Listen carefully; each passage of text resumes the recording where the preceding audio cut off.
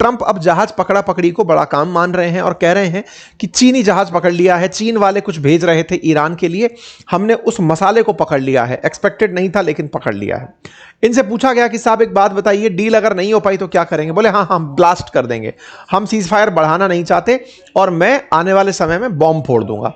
तो कुल मिलाकर ट्रंप इस समय पर अपनी तरफ से अपनी ही बातों के अंदर अमेरिका के अंदर न्यूज बनकर बैठे हुए हैं। होना जाना कुछ नहीं है, सीज फायर के नाम पर कुछ भी हो नहीं रहा है, जाऊं नहीं जाऊं की स्थिति बनी हुई है। शायद ही दुनिया में ऐसा हाल कभी हुआ होगा कि दो देश आपस में बातचीत करने जा रहे हो और मध्यस्थ इतना पुअर हो जो ये ना कह पाए कि आ जाओ भाई दोनों लोग आकर बात कर लो। मतलब आप स्थिति सोचकर देखो, मीडिएटर अक्सर उन देशों को बनाया जाता है जिनकी बातों में खुद के दम होता है, जिनकी बातों को लोग मानते हैं। मध्यस्थ का मतलब ही वो होता है ना जिसके ऊपर दोनों पार्टी रिलाय करती हो। पाकिस्तान के हाल देख लो, 2 दिन से इंतजार करके बैठा है, आओ साहब बात करने के लिए, आओ साहब आप भी बात करने के लिए। दोनों में से कोई भाव नहीं दे रहा है, ये खामखा जो है ना बेगानी शादी में अब्दुल्ले हुए घूम रहे हैं। तो ऐसे में ये पाकिस्तानियों के जो हाल हैं, इन्हें पाकिस्तान के साथ में ऐसे समझा जा सकता है कि ये ईरान और अमेरिका के बीच में मध्यस्थ बनने की भूमिका निभाते निभाते खुद अपनी साख को दांव पर लगाते ले जा रहे हैं। ट्रंप ने इन्हें बहुत अप्रिशिएट किया है कि देखो बेटा, अगर तुमसे डील करा ले गए तो मैं खुद आऊंगा तुम्हारे देश में, अगर सीज फायर करा ले गए। इनका उपराष्ट्रपति तो डर कर बैठा है, कारण उसके कई हैं, क्योंकि पजेश्कियन का बयान अपने आप में बड़ी बात है, जो ये साफ कहते हैं कि जेडी वेंस पहले आए थे, अब नहीं आए तो हम नहीं आएंगे। आसिम मुनीर है ना, वो IRGC के जो कई कमांडर थे उनके साथ संपर्क में रहा हुआ है। तो आसिम मुनीर पर अमेरिकियों को ट्रस्ट नहीं हो रहा है।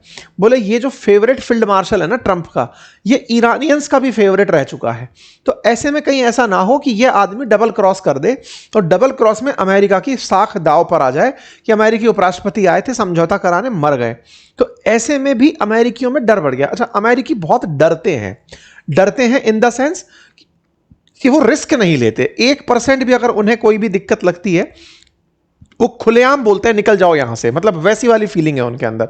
तो इनकी ये तस्वीरें वायरल हो रही हैं कि ईरानियंस के साथ इनकी तगड़ी सेटिंग रही है।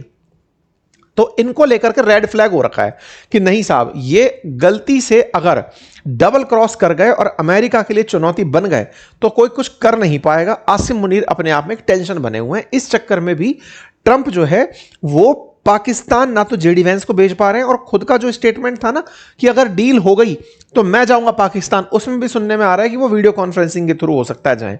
तो कुल मिला के ईरानी डेलीगेशन पर डायलेमा बरकरार है और इस समय जेडी वेंस की सोशल मीडिया पर इस तरह की तस्वीरें वायरल हो रही हैं जिनको दिखाया जा रहा है कि साहब ये ऐसे इंतजार में बैठे हुए हैं कि चलो भाई हम अगर जाएंगे बुलाया गया तो। वहीं दूसरी तरफ ईरान के जुडिशियल चीफ का कहना है कि अब तैयारियां इस तरह की हो चुकी हैं कि अमेरिका ईरान पर और हमले कर सकता है, लेकिन हमने भी इस पूरे सीज फायर में बढ़िया से मुस्तैदी से अपनी तैयारियां कर ली हैं और हम हमले के लिए तैयार हैं। मतलब सीज फायर दोनों को प्रॉपर समय दे गया भविष्य के अंदर और बढ़िया से हमले करने के लिए। तो देखते हैं कल के बाद हमले फिर से शुरू होंगे तो अपडेट देंगे। इस बीच में एक चीन का अपडेट आता है, कहा जाता है कि चाइना के जो शी जिनपिंग है उन्होंने स्ट्रेट ऑफ हॉर्मुज खोलने के लिए सऊदी अरेबिया से बात की है। अच्छा, इसके पीछे की एक कहानी और निकल कर आती है, और वो कहानी क्या है कि स्ट्रेट ऑफ हॉर्मुज में ना अभी के लिए अगर मैं बात करूं तो स्ट्रेट ऑफ हॉर्मुज में पेट्रो डॉलर जो एग्रीमेंट है उसके खत्म होने के बाद युआन से एग्रीमेंट या फिर मतलब बात चल रही है कि युआन के थ्रू डील की जा सके, ट्रेड डील की जा सके।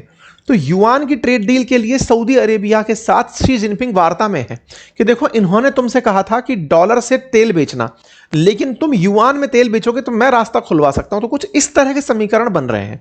ये पेट्रो डॉलर एग्रीमेंट पर मेरा आज के दिन ही एक पॉडकास्ट आया है रणबीर अलाहाबादिया के चैनल के ऊपर, अगर आप चाहें तो उसे देखना।